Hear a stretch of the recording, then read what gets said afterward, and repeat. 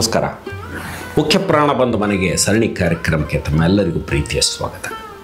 ಆತ್ಮೀಯರೇ, ಕಾರ್ಯಕ್ರಮಕ್ಕೆ ಮೊದಲು ತಮ್ಮೆಲ್ಲರಿಗೂ ರಾಮನವಮಿಯ ಹಾರ್ದಿಕ ಶುಭಾಶಯಗಳು.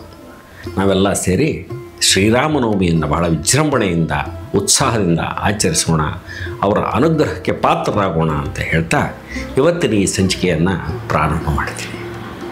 ಇವತ್ತು ನಾವು ನಮ್ಮ ಈ ಸಂಚಿಕೆಗೆ ಆರಿಸಿಕೊಂಡದ್ದು ಬೆಂಗಳೂರಿನ ಚಾಮರಾಜಪೇಟೆಯ ಟಿಪ್ಪು ನಗರ ಅಲ್ಲಿ ಇರುವಂಥ ಒಬ್ಬ ಹನುಮಂತ ದೇವರು. ಅವರನ್ನು ಕರೆಯೋದು ಕರೆಕಲ್ಲು ಆಂಜನೇಯ ಸ್ವಾಮಿ, ಅಂದರೆ ಕರೆದಾಗ ಬರುವಂಥ ಆಂಜನೇಯ ಸ್ವಾಮಿ ಅಂತ ಪ್ರತೀತಿ. ಕರಿ ಬಂಡೆಯ ಮೇಲೆ ಉದ್ಭವವಾದಂಥ ಒಂದು ಸುಂದರವಾದ ಮೂರ್ತಿ. ಇದನ್ನು ವ್ಯಾಸರಾಯ ಪ್ರತಿಷ್ಠಾಪನೆ ಮಾಡಿದರು ಅಂತ ಹೇಳ್ತಾರೆ. ಅದಕ್ಕೆ ಬೇಕಾಗುವಂತಹ ಕುರುಹುಗಳು ನಮಗೆ ಸಾಕಷ್ಟು ಸಿಗ್ತವೆ. ಉತ್ತರಕ್ಕೆ ಮುಖ ಮಾಡಿದಂತಹ ಒಂದು ಮೂರ್ತಿ, ಸುಮಾರು 400 ವರ್ಷದ್ದು. ಬಾಲಕ್ಕೆ ಗಂಟೆ, ಓಂ ಆಕಾರದ ಬಾಲ, ಅದಕ್ಕೊಂದು ಗಂಟೆ, ಉತ್ತರಾಭಿಮುಖ, ಅಭಯ ಹಸ್ತ, ಎಡಗೈಯಲ್ಲಿ ಸೌಗಂಧಿಕ ಪುಷ್ಪ, ಸೊಂಟದಲ್ಲಿ ಕತ್ತಿ, ಹೀಗೆ ಎಲ್ಲ ಚಿಹ್ನೆಗಳು ಇಲ್ಲಿ ಸಿಗ್ತಾವೆ. ಇಂತಹ ಒಬ್ಬ ಆಂಜನೇಯ ಸ್ವಾಮಿ. ಈ ಆಂಜನೇಯ ಸ್ವಾಮಿ ಬಹಳ ವಿಶೇಷತೆ ಏನು ಅಂದರೆ, ಇಲ್ಲಿ ಒಬ್ಬರು ಬಹಳ ದೊಡ್ಡ ಯಾರೋ ಒಬ್ಬ ಸತ್ಪುರುಷರು ಇಲ್ಲಿ ಒಂದು ಉತ್ಸವ ಮೂರ್ತಿಯನ್ನು ಇಟ್ಕೊಂಡು ಪೂಜೆ ಮಾಡ್ತಿದ್ದಾರಂತ. ನಂತರ ಇಲ್ಲಿ ಈ ಮೂರ್ತಿ ಉದ್ಭವ ಆಯಿತು ಅಂತ ಹೇಳ್ತಾರೆ.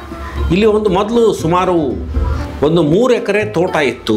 ತೋಟ ಇದ್ದ ಪ್ರದೇಶ ಅಕ್ಕಯ್ಯನ ತೋಟ ಅಂತ ಕರೀತಿದ್ದರಂತ. ಅಲ್ಲಿ ಅವರು ಪೂಜೆ ಮಾಡ್ತಿದ್ರು.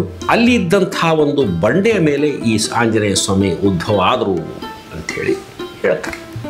ಆಮೇಲೆ ಇನ್ನೊಂದು ವಿಶೇಷತೆ ಅಂತಂದ್ರೆ, ಈ ದೇವಸ್ಥಾನದೊಳಗೆ ಪದ್ಮಚಕ್ರ ಅಂತ ಒಂದು ಗರ್ಭಗುಡಿಯ ಮಧ್ಯದಲ್ಲದ ಆ ಪದ್ಮಚಕ್ರ, ಕಲ್ಲಿನಿಂದ ಮಾಡಿದ ಚಕ್ರ, ವಿಶೇಷ ದಿನಗಳಲ್ಲಿ ಅಂದರೆ ಶ್ರಾವಣ ಮಾಸ, ರಾಮನವಮಿ, ಹನುಮ ಜಯಂತಿ ಇಂಥ ಸಂದರ್ಭದಲ್ಲಿ ಉತ್ಸವ ಮೂರ್ತಿಯನ್ನು ಅದರ ಮೇಲಿಟ್ಟು ಪೂಜೆ ಮಾಡ್ತಾರಂತ. ಅದರಿಂದ ಆ ಒಂದು ದೇವಸ್ಥಾನಕ್ಕೆ ವಿಶೇಷವಾದ ಶಕ್ತಿ ಬಂದದ ಅಂತ ಹೇಳ್ತಾರೆ. ಈ ದೇವರ ಪಕ್ಕದಲ್ಲಿಯೇ ಗರುಡ ದೇವರ ಮೂರ್ತಿ ಅದ, ರಾಮನ ಪರಿವಾರ ಅದು ಅದ.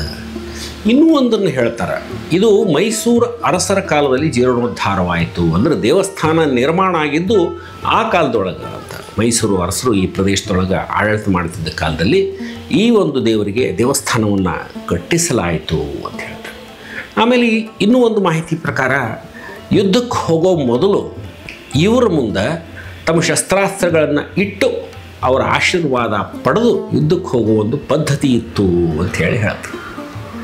ಹೀಗಾಗಿ ಸೊಂಟದ ಮೇಲಿನ ಕತ್ತಿ ಅದನ್ನೇ ಏನಾದ್ರು ಪ್ರತಿನಿಧಿಸುತ್ತಿರಬಹುದು ಅಂತ ಒಂದು ಅನುಮಾನ. ಏನೇ ಇರಲಿ, ಸುಮಾರು 400 ವರ್ಷದಿಂದ, ಅಂದರೆ 1813ರಿಂದ ಇದು ಮುಜರಾಯಿ ಇಲಾಖೆ ಒಂದು ಕೈಯೊಳಗೆ ಅದ. ಅಂಥ ಒಂದು ದೇವಾಲಯ. ಅಲ್ಲಿ ಅವರು ನಿಂತುಕೊಂಡು ಆಂಜನೇಯ ಸ್ವಾಮಿ ನಮ್ಮೆಲ್ಲರಿಗೂ 106 ವರ್ಷದಿಂದ ಅನುಗ್ರಹವನ್ನು ಮಾಡ್ಯಾರ, ಪುನೀತರನ್ನಾಗಿ ಮಾಡ್ಯಾರ.